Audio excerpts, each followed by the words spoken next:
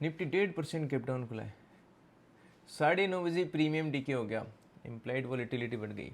Hello traders, आज Nifty है वो 1.5% गैप डाउन खुला। तो गैप डाउन खुलता है तो क्या होता है मार्केट में ऑप्शन के प्रीमियम महंगे हो जाते हैं। क्यों हो जाते हैं? क्योंकि आईवी बढ़ जाता है, इम्प्लाइड वॉलेटिलिटी बढ़ जाता है। इसीलिए मैं आपको कहता हूँ कि वीडियो को हमेशा ध्यान से देखा करो। मैं आपका ज़्यादा समय नहीं लेता हूँ, 10 से 15 मिनट ही लेता हूँ। इसीलिए मैं बड़े वीडियोस नहीं बनाता, क्योंकि मुझे पता है कि लोगों को शॉर्ट लाइफ चाहिए, शॉर्ट वीडियो चाहिए, शॉर्ट नॉलेज चाहिए, जल्दी जल्दी उन्हें करोड़पति बनना है। तो कोई बात नहीं, मैं भी 10 से 15 मिनट का ही वीडियो बनाता हूँ। तो मैं कोशिश करता हूँ कि आप मुझे जो टाइम दे रहे हैं उसकी आपको वैल्यू मिले और आप अच्छे से हर चीज़ को डीपली सीखें। तो क्या होता है, जैसे गैप डाउन खुलता है तो मार्केट में आपको भी पता है कि मार्केट अगर बड़ा गैप अप या गैप डाउन होता है या फिर मार्केट अचानक से कोई बड़ा मूव करता है तो मार्केट में वॉलेटिलिटी बढ़ जाती है। वॉलेटिलिटी बढ़ने की वजह से ऑप्शन में एक चीज़ होती है इम्प्लाइड वॉलेटिलिटी। इम्प्लाइड वॉलेटिलिटी से क्या होता है, ऑप्शन के प्रीमियम्स बढ़ जाते हैं, क्योंकि मार्केट में अनसर्टेनिटी बढ़ गई। और अनसर्टेनिटी का मतलब होता है कि मार्केट में कभी भी कुछ भी हो सकता है, जिसकी वजह से प्रीमियम्स महंगे हो जाएंगे। नहीं तो बहुत सारे लोग हीरो जीरो ट्रेड कर लेंगे ना, कॉल पुट दोनों बाय कर लेंगे और अचानक से मूव आएगा तो या तो कॉल बढ़ जाएगा नहीं तो पुट बढ़ जाएगा। तो इस चीज़ को आपको ज़्यादा पता है, इससे पहले मार्केट को ज़्यादा पता है, जिसकी वजह से इम्प्लाइड वॉलेटिलिटी अनसर्टेनिटी बढ़ने की वजह से कॉल और पुट के प्रीमियम बढ़ जाते हैं। जैसे निफ्टी की नॉर्मल जो आईवी होती है वो 14-15 के आसपास में होती है, जो रेगुलरली मार्केट चलता है तो वो होती है। लेकिन जैसे मार्केट बड़ा गैप अप गैप डाउन होता है या फिर अचानक मूवमेंट आता है तो वो आईवी बढ़ जाता है। जैसे आज के दिन 20 से ऊपर चला गया था आईवी, और आईवी देखते हैं हमेशा at the money strike price पे, तो वो ऑलमोस्ट 20 के आसपास चला गया, जिसकी वजह से जो प्रीमियम 200 या 220 के होने चाहिए थे एट द मनी पे, वो 270-280 के आसपास के ओपन हुए। कॉल के भी 270-80 का और पुट का भी 270-80 का प्रीमियम है वो ओपन हुआ। और मार्केट में वो मोमेंट आया नहीं। 15 मिनट 20 मिनट में मार्केट में कोई मोमेंट नहीं है, 50-60 पॉइंट का ऊपर नीचे मोमेंट है, तो वो आईवी धीरे धीरे घटने लगा। तो मार्केट ऊपर जा रहा तो भी कॉल के प्रीमियम नहीं बढ़ रहे, मार्केट नीचे आ रहा तो पुट के प्रीमियम नहीं बढ़ रहे। क्यों? क्योंकि मार्केट में जो आईवी बढ़ा हुआ है, जिसकी वजह से प्रीमियम बढ़े हुए हैं, वो आईवी क्रश हो रहा है। क्योंकि वॉलेटिलिटी जो संभावना अनसर्टेनिटी बनी थी वो वॉलेटिलिटी आई ही नहीं, और उसकी वजह से प्रीमियम तुरंत मेल्ट होना शुरू हो गए, जिसकी वजह से मैंने अपना ट्रेड है वो सिर्फ 15 मिनट के अंदर ही ऑप्शन हेजिंग में प्रीमियम डीके को कैच करके है वो क्लोज कर दिया। मैं हमेशा आपको गाइड करता हूँ कि मैं कैपिटल का, ऐसे नहीं है कि मैंने कैपिटल का आज 50% कमा लिया, आज मैंने देखो 1 लाख रुपए है, आप देखो, आपको मानना नहीं आता, ये देखो कैपिटल कितना यूज़ किया, 1 लाख, देखो प्रॉफिट कितना किया, 70,000। इस तरीके से इन्फ्लुएंस नहीं करता, क्योंकि बिकॉज ऑफ मेरे मकसद एक ही है कि आपको राइट एजुकेशन दूँ तो आपका साइकोलॉजी सही रहेगा, पैसा कमाने का आपका तरीका सही रहेगा। स्टॉक मार्केट में आप आ रहे हैं तो आपका अप्रोच सही रहेगा। अगर आप गलत चीज़ देख के आ रहे हैं कि 1 लाख का 2 लाख हो गया तो आपका भी माइंडसेट वैसा ही होगा। तो मैं हमेशा कैपिटल पे 2% 3% ये मेरा टारगेट होता है, मैक्स टू मैक्स 4%।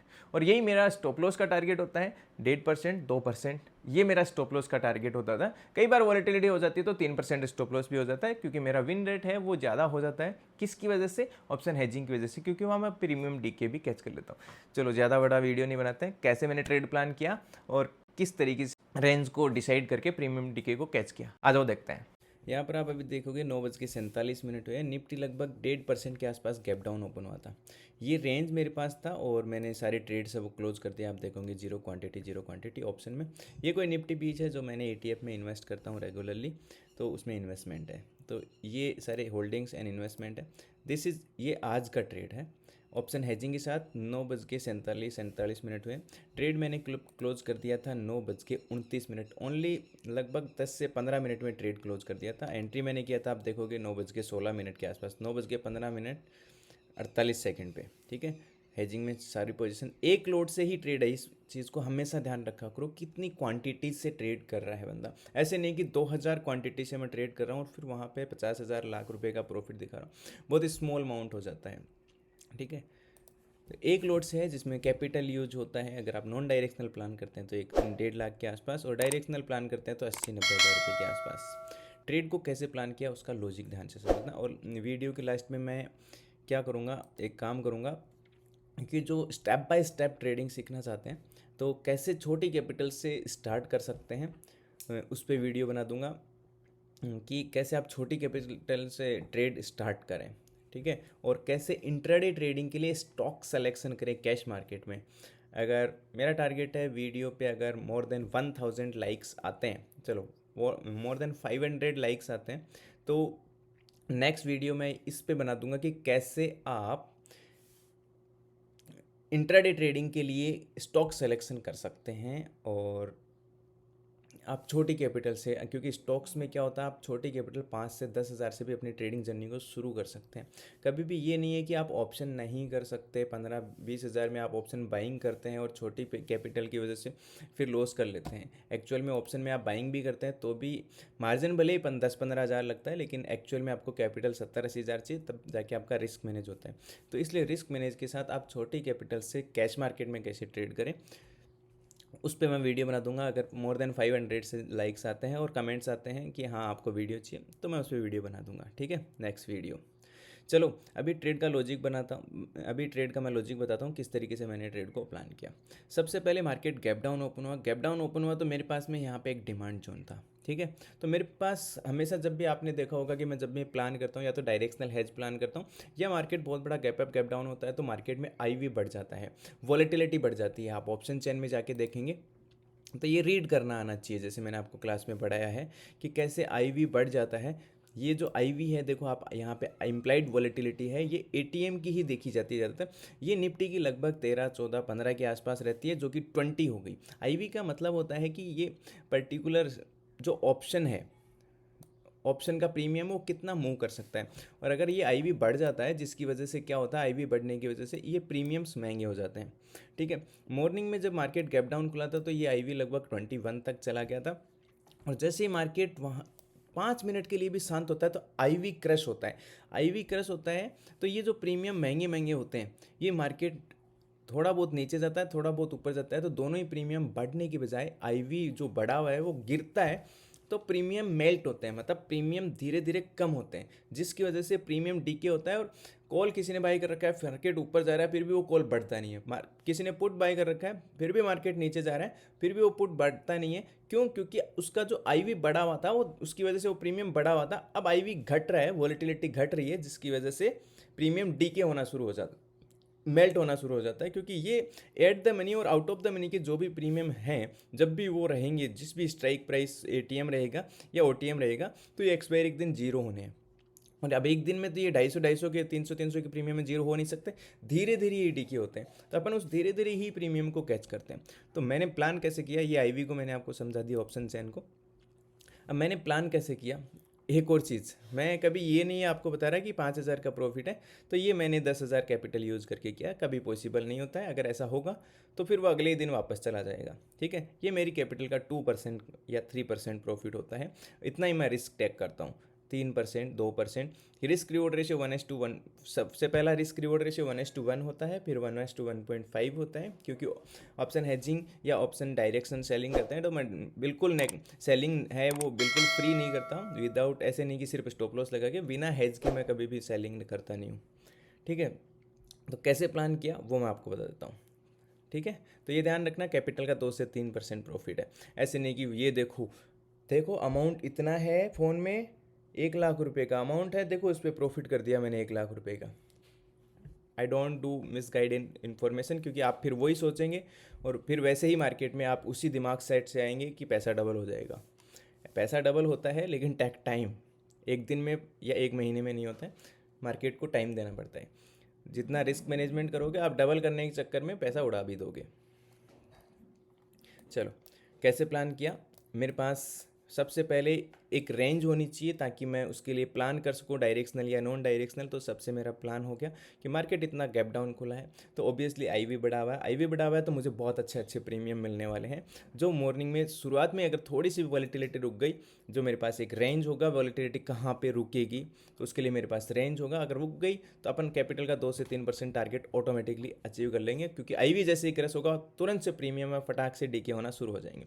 अब ये रेंज कहाँ से आई, मार्केट आप देखोगे इतना बड़ा गैप डाउन खुला है, ठीक है, तो लगभग 1.5% मार्केट बड़ा ही होता है। ठीक है, तो लेवल्स 15 मिनट चार्ट में मुझे मिले नहीं, तो मैं हमेशा कहता हूँ कि अगर आपको नहीं मिले तो आप हायर टाइम फ्रेम में चले जाओ, तो वहाँ पे आपको बहुत मजबूत सपोर्ट या डिमांड जोन या सप्लाई जोन आपको मिलेगा। जैसे ही मैं 1 आवर के चार्ट में गया, मेरे पास में बहुत ही अच्छा डिमांड जोन है वो मिल गया। ठीक है, डिमांड जोन कैसे क्रिएट करते हैं ये मैं आपको पहले भी बता चुका हूँ। पिछली बार जब मार्केट यहाँ पे गैप अप ओपन हुआ था, यहीं से पूरा का पूरा मार्केट है वो ऊपर गया था। अगली बार मार्केट फिर जब यहाँ वापस से नीचे आया तो कहाँ से रिवर्स हुआ, जहाँ पर पुराना डिमांड जोन था, इस डिमांड ये जो डिमांड जोन था यहीं पे मार्केट आया और एक डिमांड कैंडल बनाया। आप बोलते हैं ना हैमर काम नहीं करता, पिन बार काम नहीं करता, मॉर्निंग स्टार काम नहीं करता, इवनिंग स्टार काम नहीं करता, सब करता है लेकिन काम करता है सप्लाई एंड डिमांड जोन पे, जो कि मैंने आपको क्लास में बताया कि अगर आपका सप्लाई एंड डिमांड जोन सही है तो मार्केट में वहाँ पर काम होगा। अगर सप्लाई डिमांड जोन है सही नहीं है, फिर आपके लिए फिर हैमर बने, मॉर्निंग स्टार बने, इवनिंग स्टार बने, कोई भी सप्लाई डिमांड कैंडल बने, वो काम नहीं करेगा अगर डिमांड ऑन सप्लाई जोन सही नहीं है तो, ठीक है, मल्टीपल टच पे। तो अगेन अपने पास आ गया ये डिमांड जोन, क्योंकि मार्केट यहीं से बार बार बहुत अच्छा बाइंग दे रहा है, बहुत अच्छा बाइंग दे रहा है। तो ये मेरे पास आज के दिन भी डिमांड जोन क्रिएट हो गया कि मार्केट यहाँ पे आएगा, ठीक है, ओपन हो गया डायरेक्ट ही, तो पहली कैंडल में मार्केट यहाँ गया। लेकिन मेरे को एक रेंज चाहिए, ये मेरे पास डिमांड तो रेंज आ गई, लेकिन मैं प्लान कर रहा हूँ वापस सप्लाई कहाँ तक आ सकती है, मतलब यहाँ पे मैंने ट्रेड ले लिया तो मार्केट कहाँ तक जा सकता है और कहाँ से वापस थोड़ा सा नीचे आ सकता है, इतने में मेरा काम हो जाता है। तो मेरे पास सप्लाई जोन चाहिए, जो सप्लाई जोन है यहाँ पर। अब ये सप्लाई जोन कहाँ पे आया, यहाँ पर आप देखोगे मार्केट जब भी ऊपर जाके वापस नीचे आया तो मार्केट ने यहीं से बाउंस किया था, ठीक है, बाउंस किया था तो ये डिमांड जोन हो गया। लेकिन जैसे ही मार्केट ने इस यहाँ पर आप देखो जैसे इसको तोड़ा तो जो पहले डिमांड जोन था अब वो सप्लाई की तरह काम किया है, सप्लाई की तरह काम किया, मतलब यहीं से मार्केट को फेंका। अगली बार मार्केट यहाँ पर गया, यहीं से मार्केट ने फेंका, तो ये मेरे लिए एक सप्लाई जोन हो गया कि मार्केट में अभी के लिए ये सप्लाई जोन है, और अगर इससे ऊपर मार्केट जाता है तो मेरे लिए ये सप्लाई जोन है। समझ गए? तो मेरे पास एक रेंज डिसाइड हो गई। एक मिनट हटा देता हूँ मैं इनको।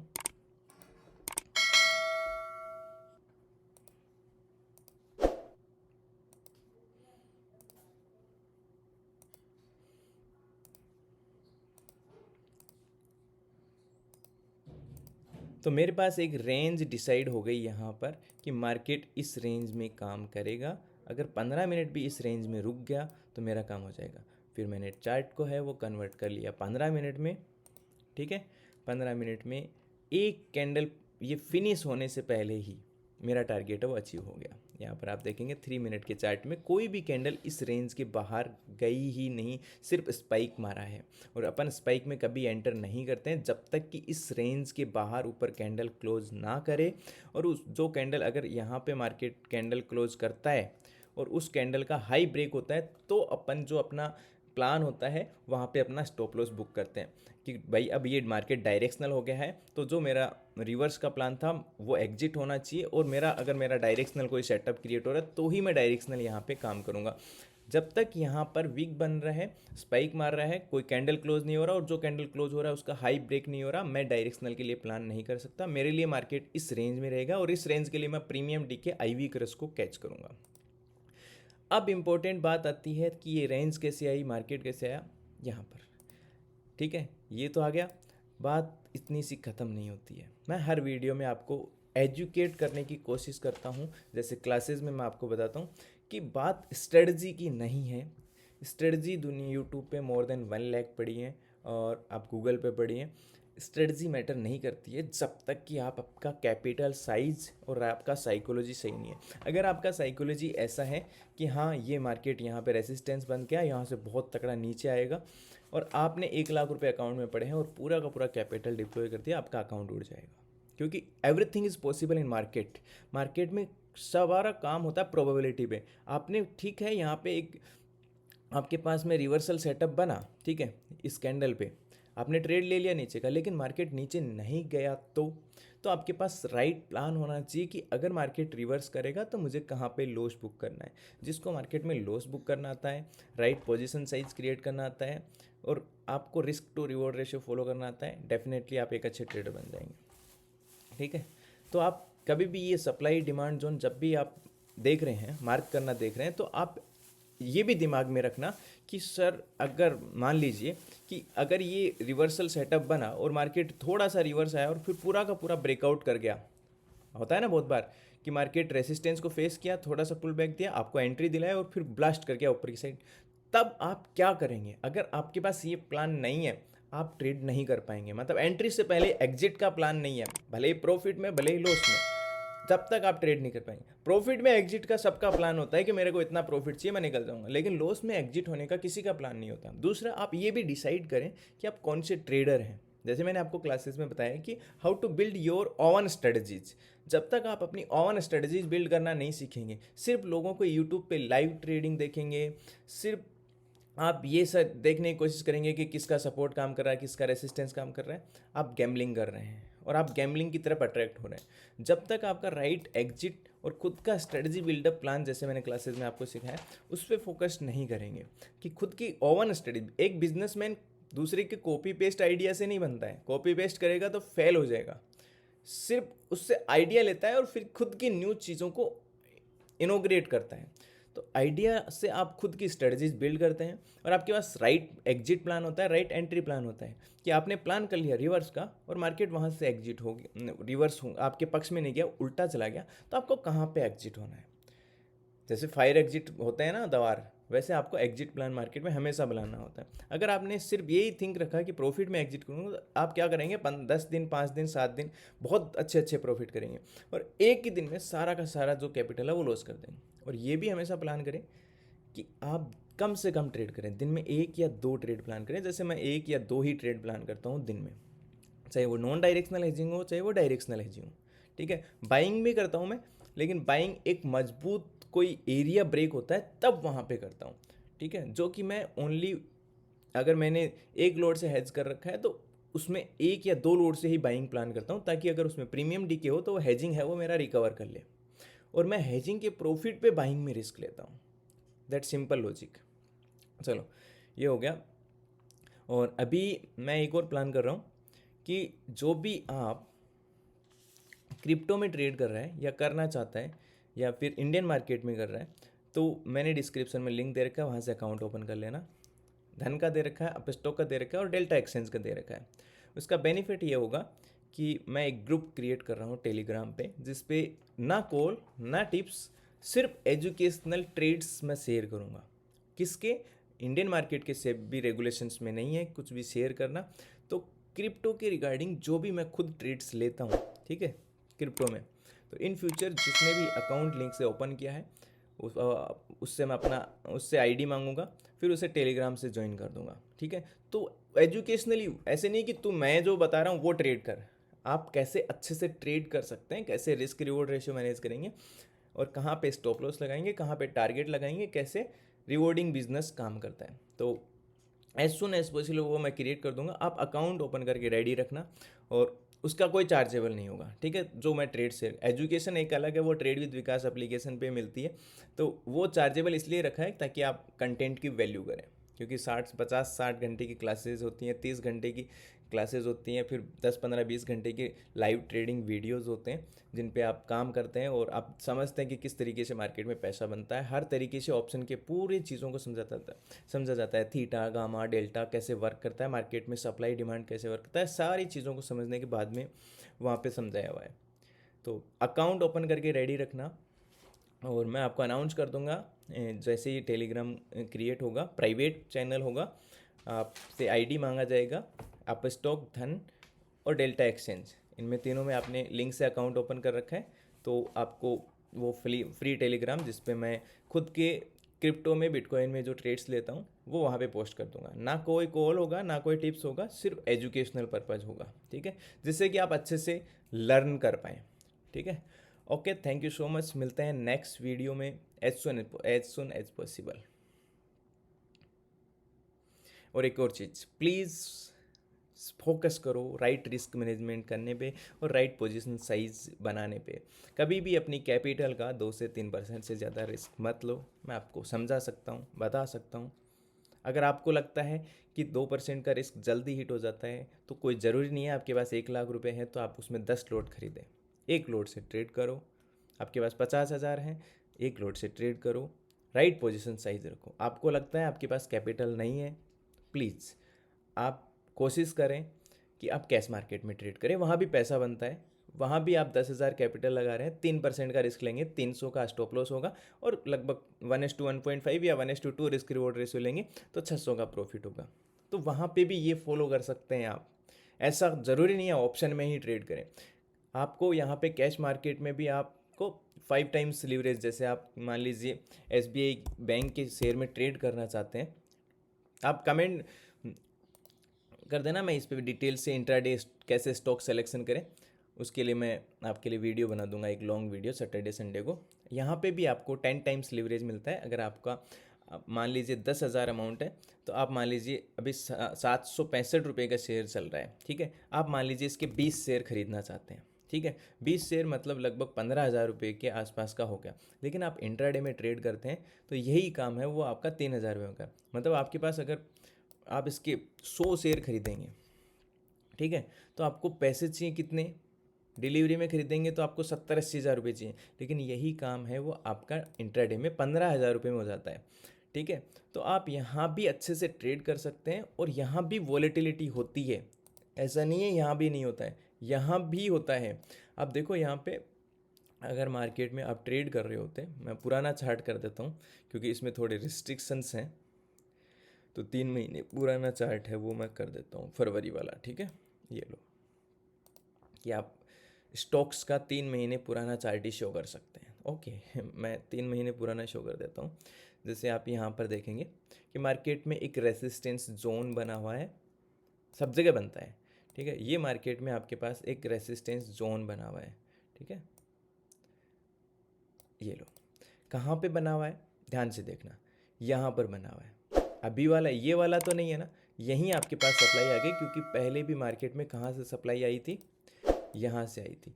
अब मेरे लिए यहाँ पर ऊपर का ट्रेड तब तक नहीं होगा जब तक मार्केट इस तरीके से प्राइस एक्शन बना के नहीं जाता। मतलब एक 3 मिनट कैंडल इसके ऊपर क्लोज होगी, फिर उस कैंडल का हाई ब्रेक होगा, तब तक मैं इसका ऊपर ब्रेकआउट नहीं मानूंगा। अदरवाइज यहाँ पे मेरे पास जैसे ही कोई रिवर्सल सेटअप बना, तो आपके पास रिवर्सल सेटअप इसी कैंडल पे बन गया, नहीं तो इस कैंडल पे बन गया, ठीक है। यही रिवर्सल सेटअप आपके पास बन गया।